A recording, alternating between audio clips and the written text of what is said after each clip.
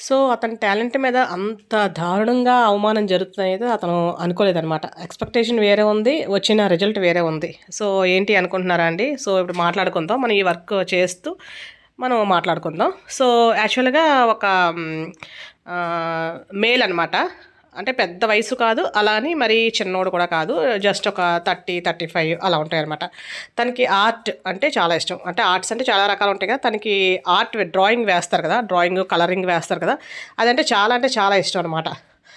So, తనేంటంటే అలా అని ఎక్కడెక్కడో ఎక్కువ ఫీజులవి పే చేసి నేర్చుకునేంత శక్తి అయితే ఆర్థికంగా లేదనమాట. సో, ఏదో చిన్న పని చేసుకుంటూ ఉంటాడు.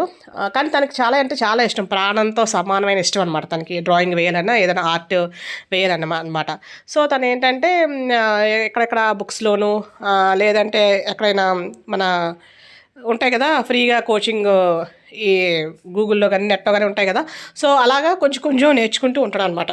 సో, నేర్చుకున్న తర్వాత అలా నేర్చుకోవాలంటే చాలా కష్టం. ఎందుకంటే, ఇప్పుడు మామూలుగా మనం ఫీజు పే చేసి నేర్చుకునే వాళ్ళకంటే ఫస్ట్ నుంచి బేసిక్ అని స్టార్ట్ అయ్యి అలా చెప్తారు. కానీ ఇదేంటంటే ఎక్కడ మొదలుపెట్టాలి, ఎక్కడ ఆపాలి అనేది కూడా తెలీదు. కానీ మనం చాలా విషయాలైతే అలాగే నేర్చుకోవచ్చు. సో, అలాగే తను కూడా నేర్చుకుంటాడనమాట. చాలా రోజులు కష్టపడి నేర్చుకుంటాడు. నేర్చుకుంటూనే ఉంటాడు. దానికి అంతు ఏమి ఉండదు కదా! ఏదైనా సరే ఒక ఆర్ట్‌కి ఇప్పుడు మన స్టిచ్చింగ్ ఎలాగో అలాగే ఆర్ట్‌కి ఏ ఆర్ట్‌కి కూడా ఒక అంతు దానికి క్లోజింగ్ అని ఏముండదు. మనం నేర్చుకునే కొద్దీ ఇంకా కొత్తగా ఇంకా మనం నేర్చుకుంటూనే ఉంటాం. ఆర్ట్స్ అయితే కొత్త ఆర్ట్స్ మనం స్టిచ్చింగ్ అయితే కొత్త డిజైన్స్ అలా నేర్చుకుంటూనే ఉంటాం కదా మనం. సో, అలాగే తను చాలా నేర్చుకుంటాడు. అయితే ఒకరోజు ఏమనిపిస్తదంటే తను ఎంతవరకు నేర్చుకున్నాడో చూసే మనుషుల్ని జనాల్ని అడుగుదాము అని ఒక కాన్సెప్ట్ వస్తదనమాట. తన మీద తనకు చాలా కాన్ఫిడెన్స్ వచ్చింది. ఎందుకంటే తను అసలు యాక్చువల్‌గా చాలా తక్కువ అసలు ఏమీ రాకుండా స్టార్ట్ చేసి తన ఇంట్రెస్ట్ వల్ల చాలా నేర్చుకున్నాడనమాట. చాలా నేర్చుకున్న తర్వాత తనకి ఆ కోరిక పుట్టిందనమాట. అసలు జనాల్లో ఏమంటారు? ఎలా ఉంది? ఎవరైనా ఒకవేళ ఏదైనా చెప్తే మనం దాని నుంచి ఏదైనా నేర్చుకోవచ్చు. ఇంకా నేర్చుకోవచ్చు అని చెప్పి తనకి ఒక ఇది పుడతదనమాట. సో, దాంతో తను ఏం చేస్తాడంటే ఒక మంచి ఆర్ట్ అయితే వేస్తాడు. 15 రోజులు అసలు తిండి తిప్పలు మానేసి చేశారు అంటారు కదా! అలా అంత కష్టపడి అయితే ఒక మంచి ఆర్ట్, ఒక పెద్ద ఆర్ట్, ఒక డ్రాయింగ్ అనమాట వేస్తాడు. దానికి చక్కగా కలరింగ్ కూడా వేసేసి దానిలో మంచి ఒక అర్థం వచ్చేలాగా ఆర్ట్, అంటే ఏదో బొమ్మ చూసి వేసేయడం కాకుండా ఒక అర్థం వచ్చేలాగా ఒక ఆర్ట్ వేస్తాడనమాట. ఆర్ట్ వేసేసిన తర్వాత దాన్ని జనాలకి ఎలా చూపిస్తాడు? ఫోటో పెట్టి స్టేటస్ పెట్టని పాతే తనకు ఓన్లీ ఎవరైతే కాంటాక్ట్స్ ఉంటారో వాళ్ళే చూస్తారు. సో, అలా కాకుండా కొంచెం రకరకాల డిఫరెంట్ పీపుల్ అనమాట. అంటే తన స్టేటస్‌లో ఉన్నోళ్ళైతే ఏదో మొహమాటానికి బాగుందంటారు. ఎందుకంటే అందరూ తెలిసిన వాళ్ళే ఉంటారు కదా! ఫోన్ నెంబర్లు ఉన్నాయంటే తెలిసిన వాళ్ళే ఉంటారు కదా! సో, అలా కాకుండా జస్ట్ వేరే వాళ్ళు తనకు అసలు ఎవరో సంబంధం లేకుండా ఉన్నవాళ్ళు కూడా తనకి చూసి చెప్పాలి అని తని కోరిక అనమాట. సో, దానికోసం తను ఏం చేస్తాడంటే ఒక పెద్ద టేబుల్ తీసుకొని ఆ టేబుల్‌కి ఒక పైన మళ్ళీ ఇంకొక స్టాండ్‌లా పెట్టి దానికి ఈ ఆర్ట్ ఏదైతే తయారు చేసాడో ఆర్ట్‌ని ఒక బోర్డు, ఒక చెక్క బోర్డు ఉంటుంది కదా! కార్డ్‌బోర్డ్ లాగా ఆ బోర్డుకి దాన్ని పెట్టి ఒక టేబుల్ మీద పెడతారనమాట. అది కరెక్ట్‌గా మనకేంటంటే ఒక మనుషులందరూ తిరిగే దగ్గర ఒక పార్కు లేదో అలా ఏదో ఒక ప్లేస్‌లో పెడతారనమాట. సో, తిరిగేటట్టు పెట్టి అక్కడ పక్కన మళ్ళీ ఇంకొక బోర్డు పెడతాడు. ఆ బోర్డు మీద ఏంటి రాస్తాడంటే ఈ ఆర్ట్ పెట్టిన తర్వాత దాని పక్కనే ఒక పెన్సిల్ కూడా పెడతాడు. తనైతే కలర్స్‌తో అన్ని పెన్స్‌తోని రకరకాల కలర్స్‌తో వేస్తాడు. కానీ పక్కన ఒక పెన్సిల్ పెడతాడనమాట. ఆ పెన్సిల్ పెట్టి 2, 3 పెన్సిల్స్ పెడతాడు. పెన్సిల్ పెట్టిన తర్వాత అక్కడ పక్కన ఇంకొక బోర్డు పెడతాడు. ఒక స్టాండ్‌లా పెట్టి దానికి బోర్డు పెడతాడు. ఆ బోర్డు మీద ఏంటి రాస్తాడు అంటే హాయ్ ఫ్రెండ్స్, సో, నేను యాక్చువల్‌గా ఈ ఆర్ట్ వేశాను. సో, తనింక ఎలా నేర్చుకున్నాడు ఏంటి అనేది ఇంకా ఏం పెట్టడు. నార్మల్‌గా నేనైతే ఈ ఆర్ట్ వేశాను. సో, ఈ ఆర్ట్ బాగుందా లేదా? లేదంటే ఇంకా దీనిలో ఏవైనా లోపాలున్నాయా? అనేది నేను తెలుసుకోవాలి అనుకుంటున్నాను. సో, మీరెవరైనా సరే అందరూ దీనికి ఆహ్వానితులే. మీరెవరైనా సరే దీనిలో ఏదైనా తప్పుంటే జస్ట్ ఇక్కడ పెన్సిల్స్ కూడా నేను పక్కనే పెట్టాను. ఆ పెన్సిల్స్ తీసుకొని దానిపైన జస్ట్ చిన్న ఇంటూలా క్రాస్ చేయండి అని వస్తుంది. అంటే చిన్న ఇంటూలాగా లేదా ఒక చిన్న టిక్ లాగా చేయండి అని జస్ట్ ఒక పక్కన ఒక బోర్డు రాసి ఉంటుందన్నమాట. తెలుగులోనే రాసి ఉంటుంది, ఇంగ్లీషు 2 రాసి ఉంటాయి. అంటే ఎవరు వీలైతే వాళ్ళు చదువుకునేలాగా. తెలుగు అర్థమయ్యే వాళ్ళకి తెలుగు, ఇంగ్లీష్ అయితే ఇంగ్లీష్ అని చెప్పి. సో, అది చూసిన తర్వాత నేను 24 అవర్స్ తర్వాత మళ్ళీ వస్తానని చెప్పేసి అక్కడ పెడతాడు. కానీ తను ఎక్కడో దూరంగా కూర్చుంటాడనమాట. కూర్చున్న తర్వాత ఇంకా నెక్స్ట్ డే చూస్తాడు. నెక్స్ట్ డే చూసేసరికి ఏంటంటే తనకి ఇంకా అది చూసిన వెంటనే కళ్ళలో వాటర్ వచ్చేస్తుందనమాట.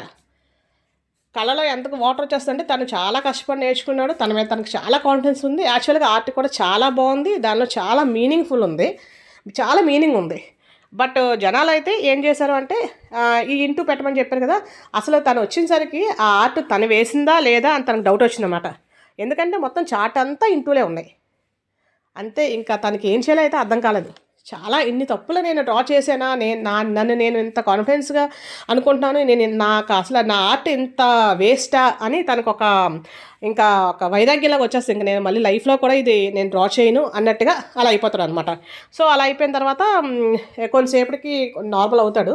ఇంకా బోర్డు మీద ఏం కనిపించదు, ఓన్లీ పెన్సిల్ ఇంటూలు తప్ప తను అసలు ఏ ఆర్ట్ వేసిందో కూడా ఎవరికి తెలియదు, ఎవరికి కనిపించదు కూడా. అంటే అంతలా డ్రా చేస్తారనమాట. అంటే ఇక్కడ తప్పు ఉంది, అక్కడ తప్పు ఉందని మొత్తం పేజ్ అంతా తప్పులు అనమాట. సో అది అయిపోయిన తర్వాత తనకి కొంతసేపటికి కొంచెం నార్మల్ అవుతాడు. నార్మల్ అయిన తర్వాత సో తనకి యాక్చువల్గా తన మీద ఇంట్రెస్ట్ ఉంది కాబట్టి అది వదిలేసుకోలేడు. ఏదో కోపంలో నేను ఇంకేం అన్నాడు కానీ వదిలేసుకోలేడు అనమాట.